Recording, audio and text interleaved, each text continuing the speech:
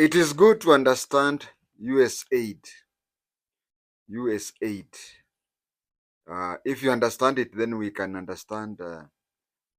If we understand what USAID is, and when we understand who is the president of the USA, then we can understand the position we are in. Uh, there were several aids and whatever humanitarian groups that were run by various departments of the United States government. But then in 1961, John F. Kennedy, the then president, united all several foreign assistance organizations and programs into one.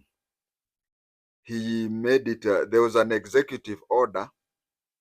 An executive order is a law that the president or the head of state uses in bypassing the other legal channels of creating laws. Just says by executive order, this is going to happen, and it becomes law like any other. So the USA had several organizations that were assisting people in various places, especially the third world countries. And then in 1961, the then newly elected president John F. Kennedy joined all of them into one and called USAID. USAID under the Secretary of State. For people like me, Secretary of State, we call it the Minister for Foreign Affairs. Now, these things were to do with health, disaster, relief, socioeconomic, environment protection, democratic governance, and education, among others. So it was put under one department under the Secretary of State. So it was the largest aid agency and accounting for most of the USA foreign assistance. Most of the USA. If you ask me, I can say over 95% of the foreign assistance. It covered over 100 third world countries, mostly in Africa, Asia, Latin America, Middle East, and Eastern Europe. Now, when they talk of Eastern Europe, kindly understand that these are countries which were associated with the Soviet Union, and as we will talk, you'll come to realize how these things were happening. It was targeting to weaken the Soviet Union or the communist influence in those countries. This thing continued. I think, in my own opinion, is that USAID and other development organizations, other similar development organizations in the USA and in the Western countries lost their oomph. They lost their oomph in 1990 when the Iron Curtain failed. When the Iron Curtain failed, that is when they lost their usefulness. And from 1990, they have always been looking for an excuse to terminate USAID and other similar organizations. We have others, Britain, UK had and whatever, but today we are concentrating only on USAID. Another thing that made developing countries or third world countries the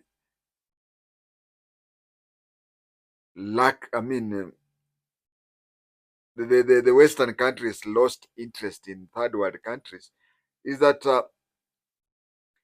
the citizens of those countries, the developed countries, the citizens of those countries could not continue paying their taxes. Remember, whatever you are being told, USAID has stopped So many people are going to lose job. USAID has stopped, so many ARVs are not going to be paid. USAID has stopped, this and that is going to happen. There is nothing that is free. It means that whatever we are getting, be it HIV, what do you call? It's not called HIV. These the drugs that people with HIV use to suppress the virus. There are those drugs, I've forgotten the name. Those drugs do not come out free. These drugs are paid for. If you are a HIV person, or if you know an HIV person who gets those free drugs, no, it's not free. It is the American taxpayer who pays for those drugs.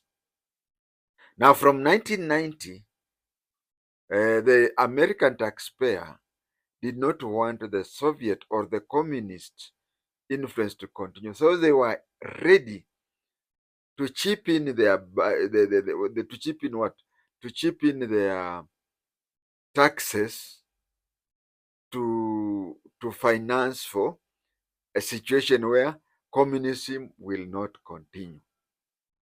I'm not only talking of Western countries, even the communist countries also had such programs.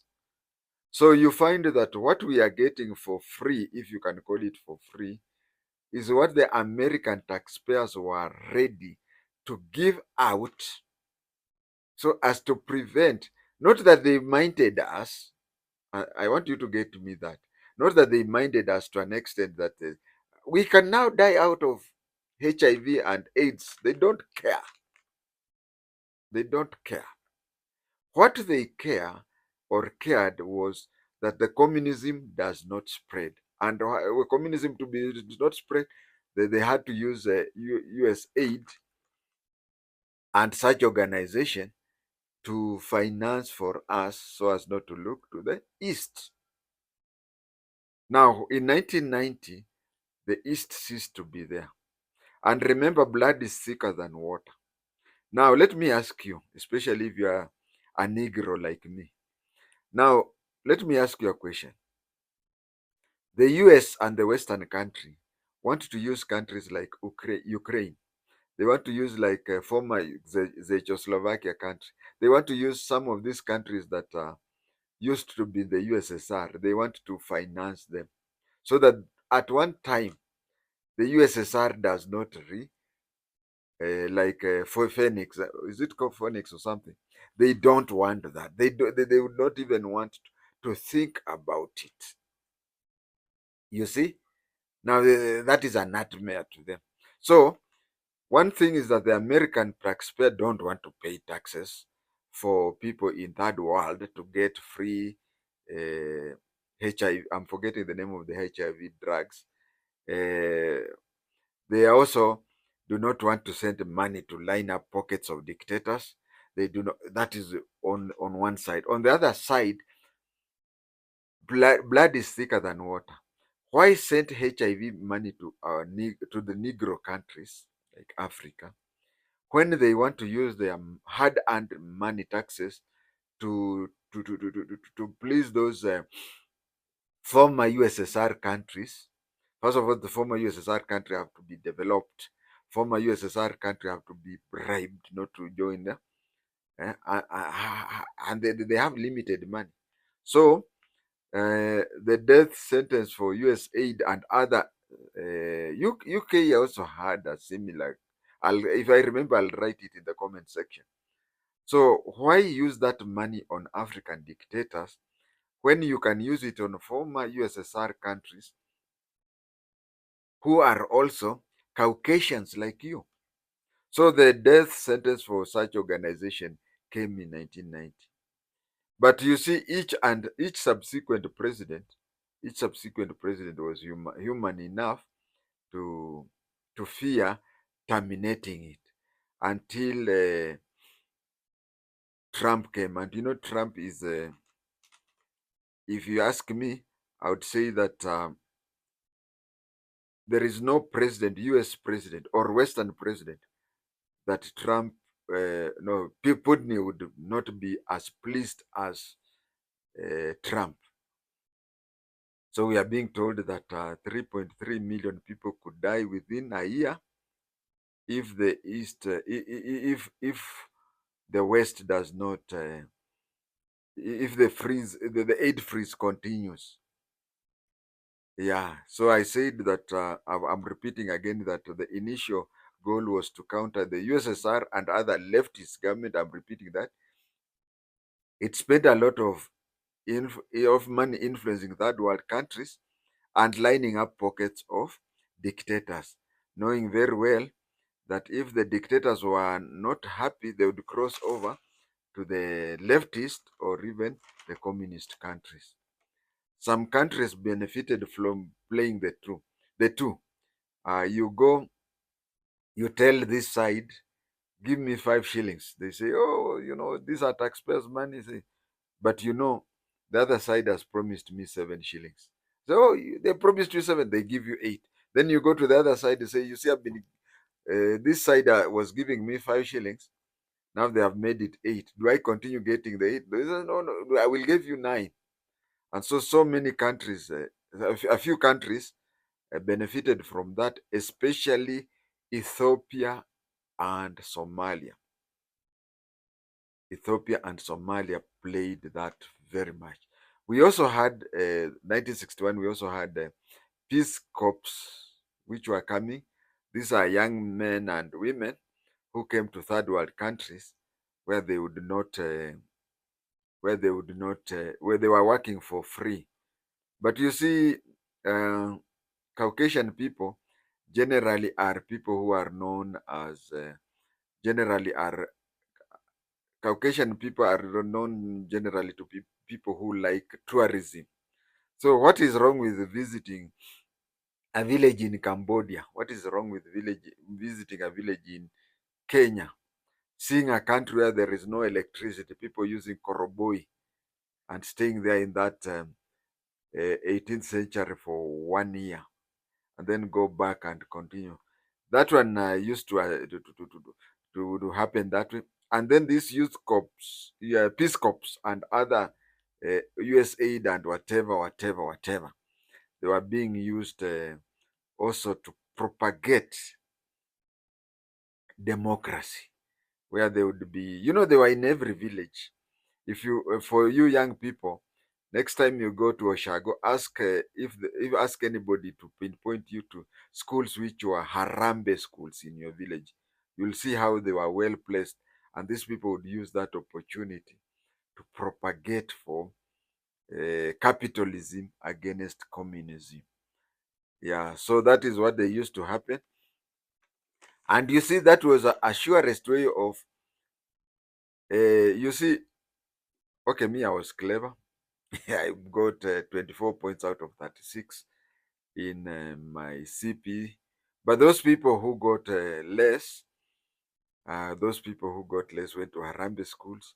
And you can see people of my generations were already being indoctrinated by people who are slightly older than them, who came as peace corps. They would come stay in your village. They would even be spending nights in your Simba, almost your age mates spending with your Simba, going to teach you, and they would tell you how dangerous communism is, how capitalism is. So you see, that is how the next generation of leaders were mm, were mentored to hate the other type. I'm not trying to say that the Western countries are the only ones who did that. Even the leftists also did that to the countries that they were there. And that is why you find in Tanzania, every program was being said, mambo ya vijiji za ujamaa, vijiji vya ujamaa. So we got that money, I said, free money. And that is how you find that in 1990, the free money, can I call it free because it was the US taxpayers' money, was withdrawn.